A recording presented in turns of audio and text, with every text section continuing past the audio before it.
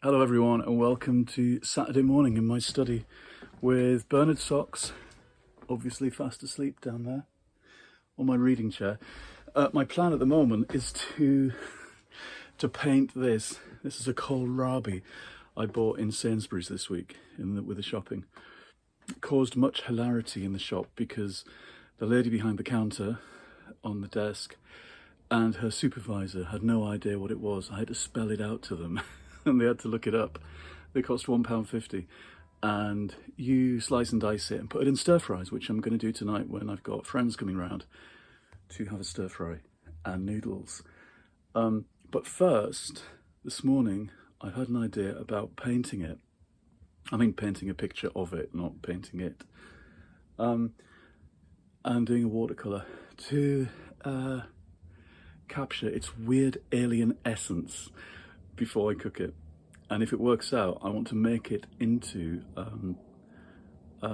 sounds stupid, but my Christmas card for this year with Merry Kohlrabi written above. We'll see if it works out. Anyway, that's me for the next little while. I'll talk again later.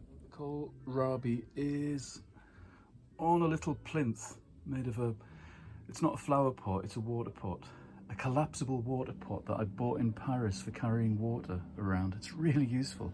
Anyway, as you'll see, my art materials are quite messy and improvised usually, which is the best way, I think. I like to work in messy mixed media. That's what I call it. This paper's not a compromise though. It's quite fancy watercolour paper, quite dear. And my drawing boards are handmade by a friend of mine, Sue, who's a woodworker, and they are essential. I use my drawing boards, there's two of them that tie together. I use them every single day, whether I'm resting my laptop on it or drawing on it or writing. They're just the simplest but most perfect object in the world. Right, now I'm going to draw, but I need to put this down in order to do that. So I'll see you in a bit. One of my favourite things ever still is sharpening pencils. I'm quite happy. I could spend all morning sharpening every pencil I've got. There's the kohlrabi and here's me at my drawing board, and we'll see how we get on. Could do with more light on it. Kohlrabi in the spotlight. Jeremy says the word for these things is brassica. I've never heard that before. I think that's right.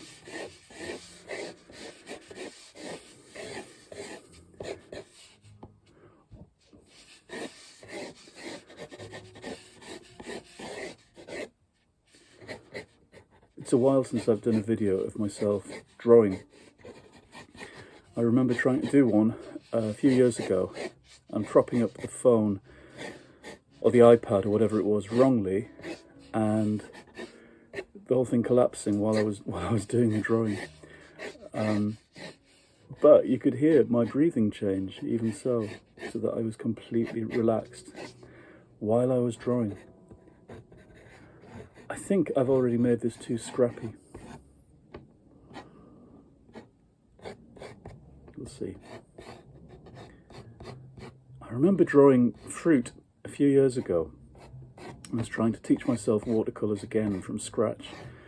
And it was lemons I was doing. And I did it by just flinging paint at the rough shape of the drawing to see if it landed, and eventually it did. It was amazing. It was like a kind of probability game. Eventually the colour would fall into exactly the right place if you could be brave enough. I read part of a book about jazz in a bookshop yesterday in the basement record store that Jeremy was looking at in New Mills. And I don't know who it was, I wish I'd kept a note. This old jazz player, I don't know what he played, an old trumpeter probably, playing golf for the first time. Except it wasn't golf. They were throwing the ball at a cup across the room in a rehearsal room. And every time he hit it, and he said that he'd never played golf before, never played games like that. And they asked him, how on earth are you so good at it? And he said, I just imagine being the ball and wanting to go into the cup. Which I love. It's kind of Zen-like. Now, my paints. I'm going to use watercolors. This is my set that I've had for 10 years or so. I've recently cleaned them up so they're not as messy, filthy as they used to be. This was actually a gift from somebody locally. Really kind. I used to paint watercolors and post them on the local Levenshulme group. And this lovely woman didn't use hers. She'd had a fad. I think she'd had a hobby for a while and then went off it and just gave me her watercolors, and they're quite expensive ones. I bought myself another set later and realized how expensive they were. Right, I have basic blobby shapes to start with. One is more or less a kind of throwaway tryout painting. The other is a better drawn piece. I might do a third one. This is something I've learned over the years as well, to have more than one going at the same time. Especially in watercolors, where you do quick things and they need to dry before you can move on.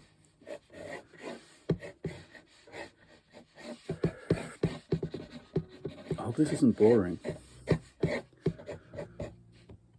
I should have a camera above me as I do it, I realise. That sounds far too fancy in terms of editing and messing about, which, as you'll appreciate, I'm not really into. I know people who do amazing YouTube videos with drones and all sorts of stuff, and they're like feature films. Always really impressed by that. It's not how I'm doing this. This is, as you know, very amateurish and just me burbling on. Right, a smaller brush, and I'm just going to go for the purples and reds straight off. I think I more or less taught myself watercolours. We didn't have them at school, we didn't do them, we just used powder paint at school. So it was this thick and pastel, powdery stuff. And it was always about the content rather than technique, although I think teaching technique is hard and kind of defeating. People get very hung up on technique. If you ever read books or magazines about painting and watercolours, it's all about this fiddly technique stuff, and I think it can be very damaging, actually. I think, same with writing, if you're told this is the right way to do it, people get very put off, dissuaded, demoralised. I like the colours on this because they're blue and red in particular combinations. It looks like it's blushing. It looks as if it's slightly ashamed of itself.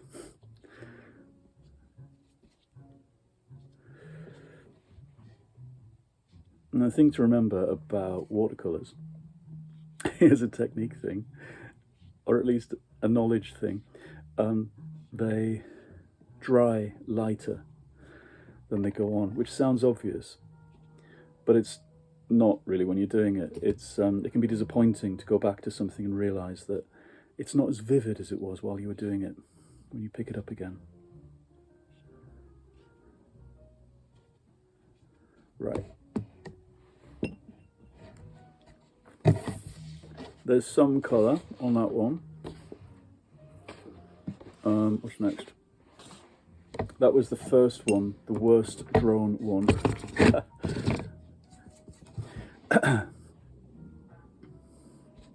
I think I'm not looking at it closely enough because I'm too busy concentrating on talking. I've taught writing for many years, over the years, but I've never taught painting and drawing, which seems funny, really. My suspicion is that it's all the same. It's mostly about encouragement and permission to try things out and be brave. I'm sure it's the same, just the same thing, with a bit of technique chucked in. Like, dampen bits of your paper and leave other bits dry. That kind of technique. But mostly it's permission granting and setting people free, I'd say.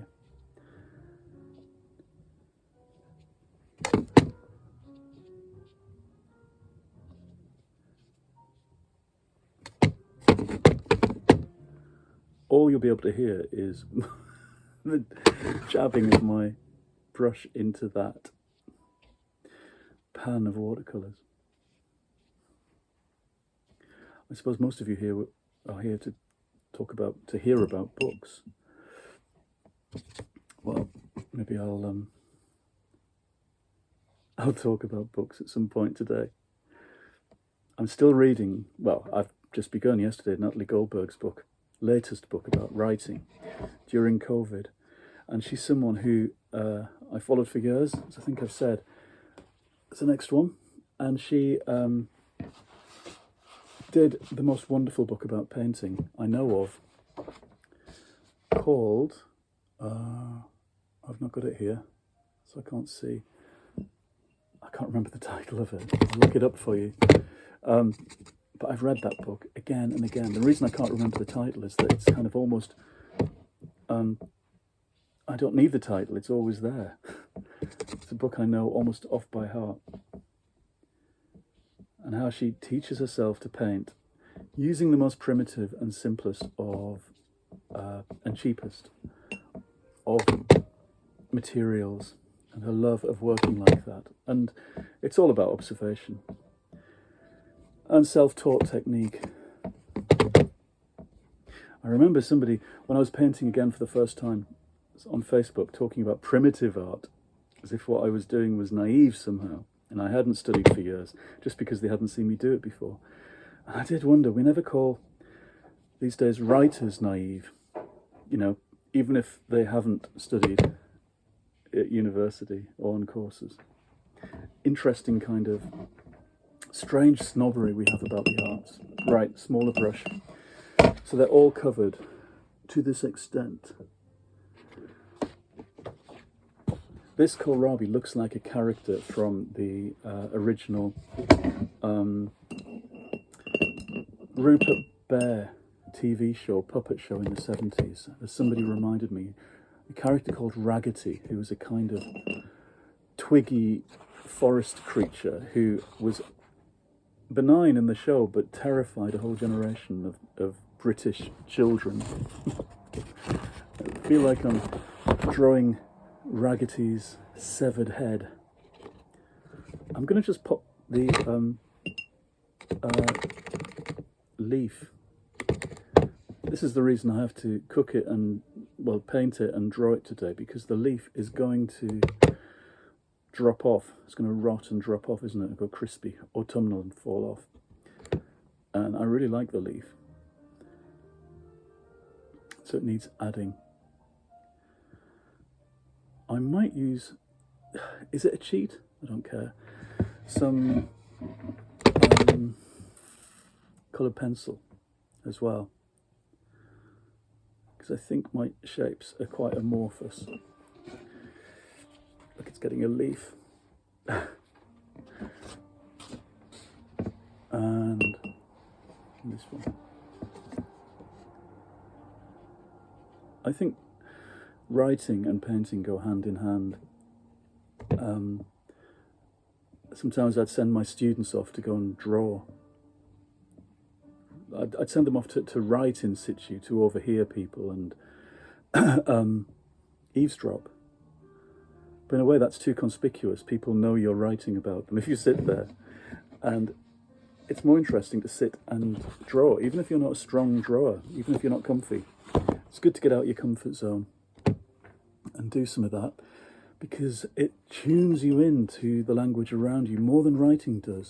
When you just write, sitting in a place, you're concentrated on your words and not the people around you. But if you draw, you're doing something outside of language. And for me, it means I can tune in to what people are saying around me. And I found that I was a much better listener when I was drawing than when I was writing in public. Okay, I might leave these two to dry for a bit. Okay, so I'll pause there and maybe you'll get a different angle next time. Well, I've got a cup of tea now in my panda mug and I'm having a look at what I've done so far. I think they're a bit probably anemic and a bit crap. So I'm going to be bolder, I think, and a bit more structural. I might even get radical with some felt tips, which really isn't what people who do watercolors use. Felt tips are really crass, which is great. They're very bold and neon. Okay, I'm going to actually try this with bold and crass outlines with felt tip.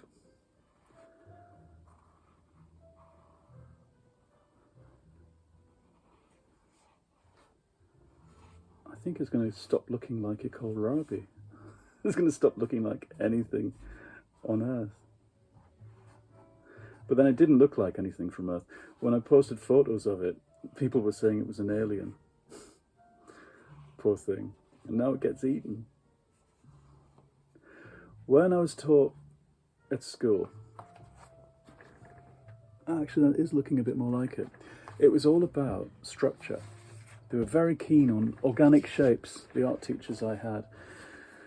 And our first lessons with Mr. Archibald, Mr. Mott and Mr. Middleton were always about creating organic shapes, shapes from nature that you could observe. And so at 11 we were all going home having been told to buy a green pepper and bring it in for next week. Well, none of us in Woodham Combe knew what a green pepper was. We didn't know if Fine Fair downtown, our supermarket, even sold them. I can't remember if they did or not, or if we had to use a kind of collective green pepper, or one of the posh kids from Hindton had managed to get hold of a green pepper, but we'd never seen them before. They looked like alien objects. And we all spent a long time drawing green peppers and making thumb pots based on their shapes. I might draw the leaves in the same, actually.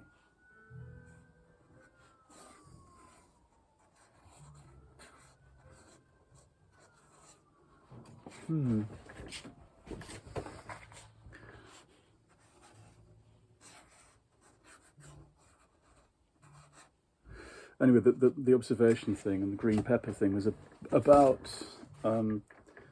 giving a structure to your drawing, that the best structures to observe were ones that had grown organically.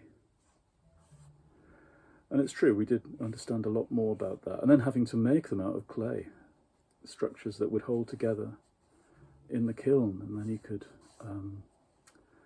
bake them and glaze them and have them come out as little objects that you then pay 10 pence for the materials and take home as a gift for your unsuspecting family, who were then given these hideous thumb pots that we'd all made for Christmas or whatever. I don't think anybody was that pleased with them. Do you know, the colours, I'm bang on, even if I say so myself. I'm not sure about the structures. I like the felt tip. I'm going to be really bold and add pink felt tip in a kind of scribbly way.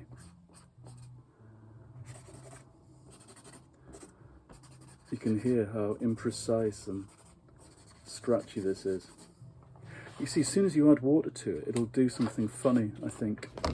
And the paper should be heavy enough to not fall apart. I might flick some paint on this, actually. I wonder if I do some actual, just pure red, how that's going to look. I should really get some clean water. I once had somebody say that you should have 2 jars of water, and that would be one for cleaning your brushes and one for kind of fresh water. And I guess they're right. It always seems like a bit of a faff on. Don't know why. Oh, the felt tip melts quite nicely.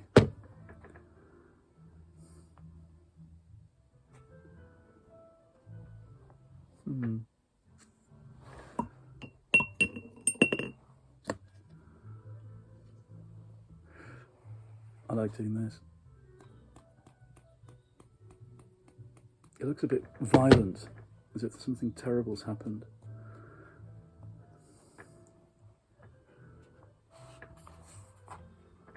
Or am I getting closer?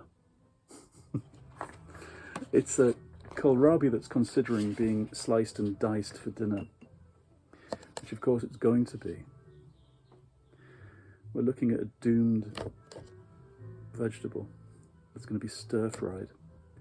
I should make a video of cooking as well. The thing that I've just painted. Now I'm cooking it. Could have a whole day of activities based on one vegetable. Oh, that is a bit bloody. I'm going to add some. Oh, that's interesting.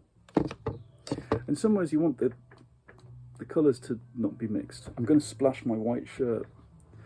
I like the idea of the colours being pure and bold and not mixed and not in the shape we see them there. I like the idea that the viewer has to mix the thing up themselves.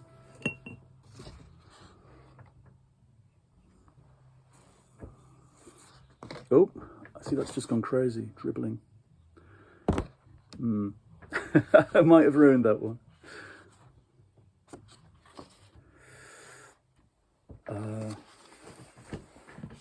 Now this one looks extremely tidy compared.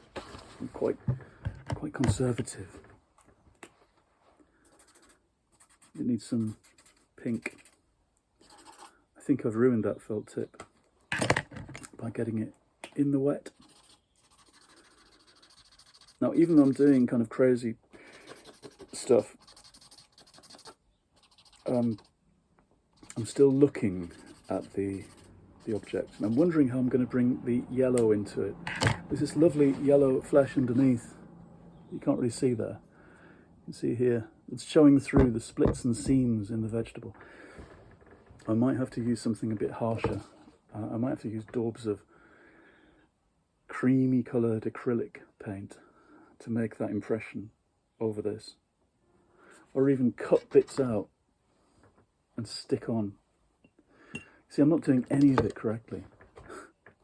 With watercolours, you should build up in layers, thinking ahead of what you're going to need. I'm too intemperate for that, too keen on splashing around and making it up.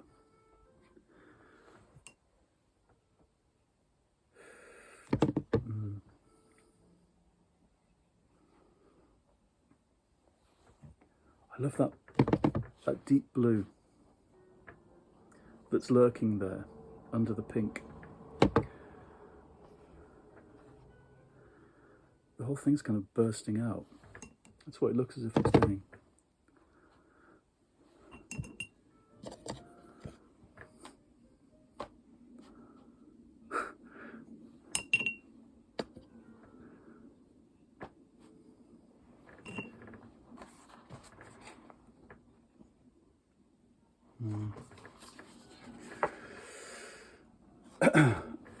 I wonder if just some absolutely soaking the thing will get that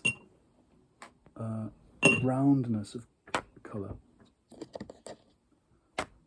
Oh, this is how I did those lemons I was talking about before. That in the end, almost despite yourself, the shape emerges. The object of your painting, the subject of your painting emerges. almost despite your messing about. Wow, that was pretty bold. I might have just obscured everything there with that.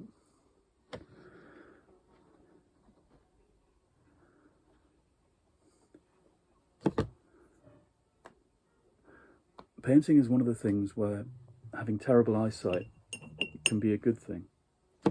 I remember early on being told about the Impressionists, and that all you had to do was squint your eyes to see like they did. And of course all I had to do was take off my glasses to see exactly how they did. And that always pleased me. Right, the green is going to get splattered as well. It looks like it's really exploding on the page. Like kohlrabi going off with a bang. I suppose really I should have eaten one first to see how they taste before attempting to paint them. How can I even bring that in? It's going to be missing that dimension.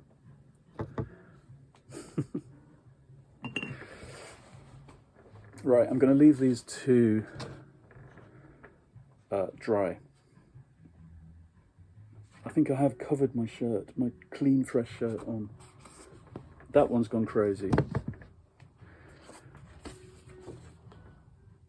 With dribs and drabs.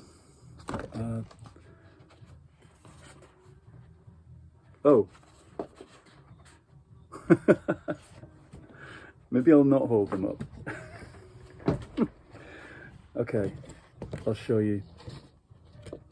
I'll show you when they've maybe dried off a bit and see how they go. Okay, see you soon. I'm just doing a fourth one, as if the world needs any more. Just to see if I can have the same effect with less fuss. The thing is, I don't want pictures to go fiddly. They just have to arrive, I think, when they're in this kind of, when they're watercolors. They have to look as if they were done instantly.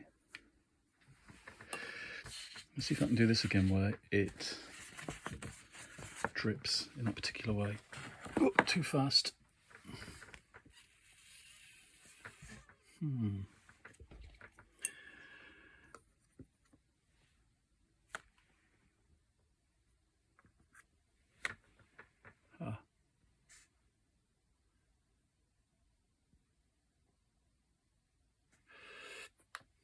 Well, I'm having fun. And that's all that matters. I can barely see what the shape of that is now.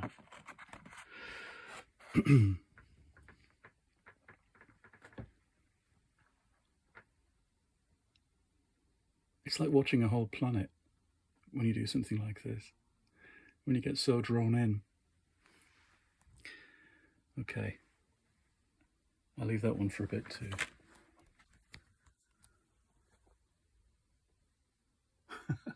And there's my muse. Maybe this one looks a bit more like it. I guess I should just sit down and do a realistic portrait of this vegetable, just to show that I can.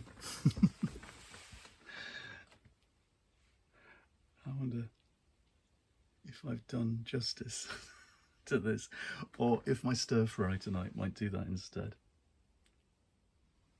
Well, I think they're drying quite nicely. I'm not sure what to make of them next. Don't know.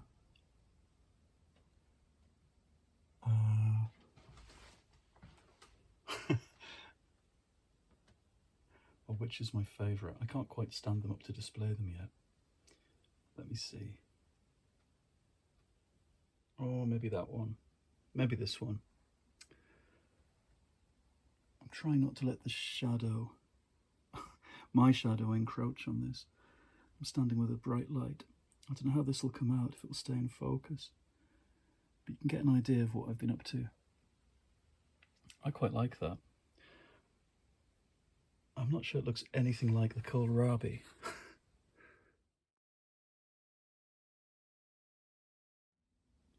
That could be the favourite one so far, I think. Anyway, thank you everyone for watching me get on with this ridiculous painting session. I hope it's been watchable. I'm going to say goodbye now from me and the kohlrabi, and I'll tell you how the stir fry came out. Okay, goodbye. See you again soon in the next video. I put some yellow on, if you can see that.